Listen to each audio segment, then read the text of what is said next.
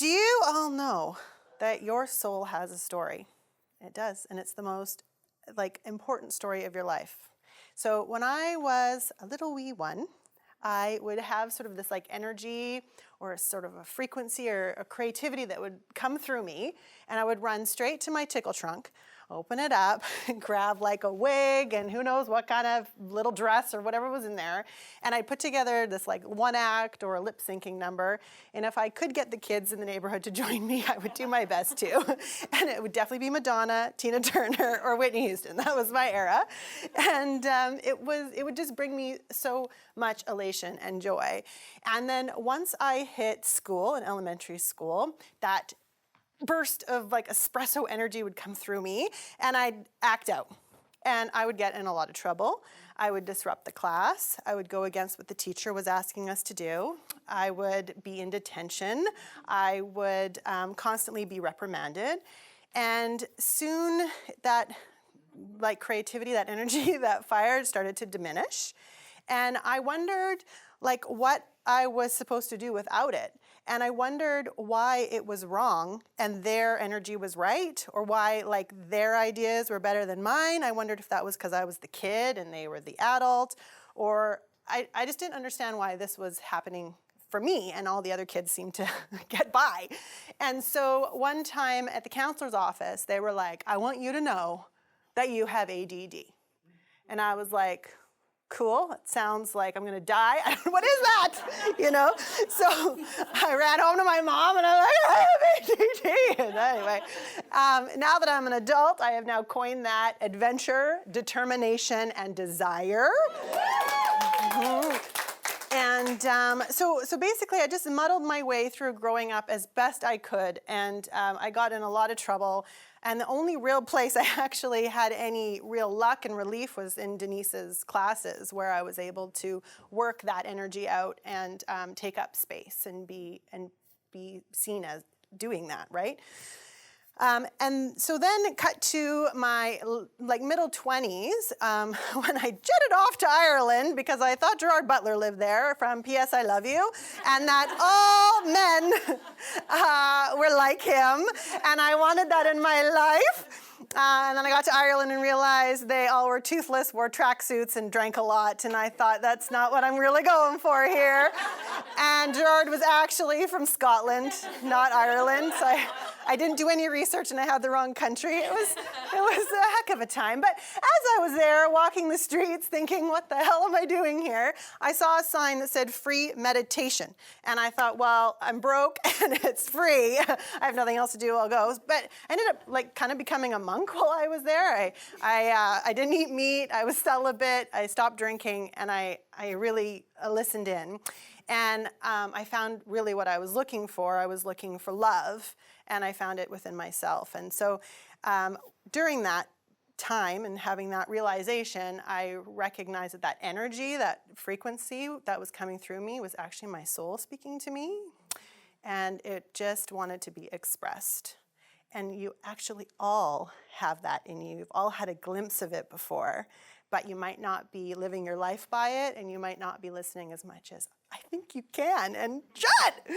So let's just talk about that for a little bit. So if the soul story of you, or the essence of you, if soul isn't a word in your vocabulary, this essence of you is in there and is asking to be expressed. How do we find that? How do we figure out how to express that in a safe environment that allows it to flourish?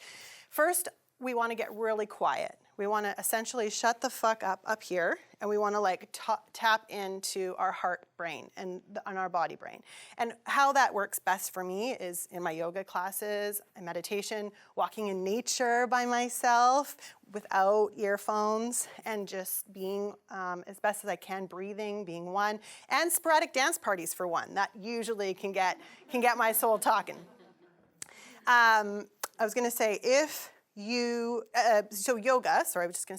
was actually invented for soul exploration. So if you're actually not getting that in your yoga class, you're doing fitness. So just FYI on that go.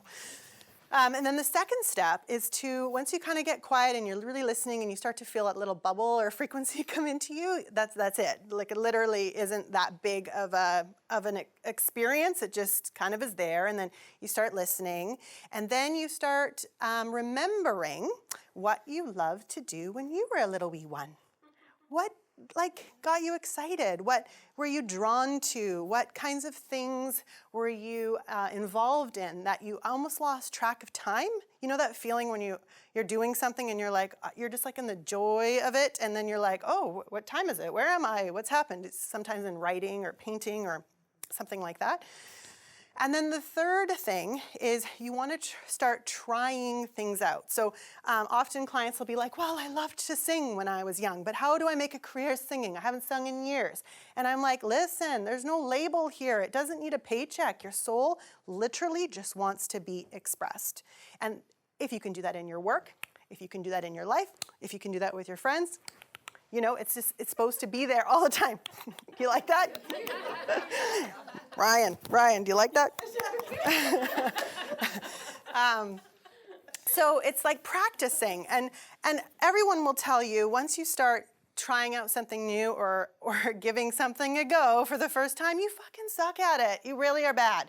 And that's okay. You just kind of get better. And what I mean by bad is like you could do it better, but we don't learn and build our chops and our confidence and all those pieces without doing it first. Like a lot of times we wait for this perfection. I gotta like have this perfect presentation. I have to like lose 20 pounds. I have to, you know, it goes on.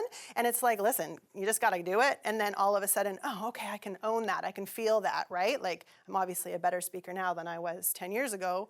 Thank God I didn't wait. Because I wouldn't be very good right now if that was the case. You see what I'm saying? My soul story, because I know you all were like, oh, but what is Adera's? What is she really into? I want to see, well, I kind of gave you a hint when I was telling you about when I was a kid. I love to see people self-express. I love seeing people be fully who they are and share that in the world because I want to promote that. And I do that in my career. I mean, my husband and I have been filming people be their authentic selves for 10 years. We've told thousands of stories. Lots of women standing in their power and owning that spirit, that soul of theirs, and really like sharing it with courage in the world. And that brings me obviously the most joy, as well as lip syncing numbers, which we're doing, you and me, Sue, next month. So that's it. That's the key. And honestly, when we are more ourselves, more vulnerable, letting go of our, I call it your no BS being, you connect to yourself like deeply and share that deeply, you actually have like true connection with another human. You're not faking it. There's no like facade between the two of you. You actually like, when someone's around you, they're like, oh, I can be myself around you. Like, isn't that a gift to give to someone? But we can only do that when we're ourselves to ourselves. Just like you can't love another until you love yourself. So I encourage all of you to go for a little dive if you maybe forgot or you're not sure how that little soul story wants to express. I encourage you to just sit with yourself for a little bit and see how you can incorporate it into your life. Because could you imagine for a minute that we all like drop it, honor each other for who we are? Because that's the other thing. When I'm me and you're you, I won't judge you because I think you're cool, right? Like I really respect and own that I'm different, and so are you. So we're all just doing our thing. We're all being our different cool selves. And if that really happened truly, and the judgment was dropped, could you imagine how many things would sort of be dismantled or changed, or like what we would deem important, like Louis Vuitton bags to feel good? Fuck that. Like, I want to go hang out by the fire and get naked with my girlfriends and howl at the moon. Like, I don't know what I want to do, but something cool. I'm an experiential girl.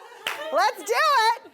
So that, and then you're just living from this like more sacred space. Like you're communicating in that way. We're sharing in that way. We're caring about Mother Earth. We're caring about each other. We're making wiser, better decisions for ourselves. Could you just imagine the kind of enlightenment and like sacred world we could create? Like, that's why I'm doing what I'm doing, because I do envision that, and I hope I see it before I hit the dirt. So thank you very much for being here, and I really appreciate you.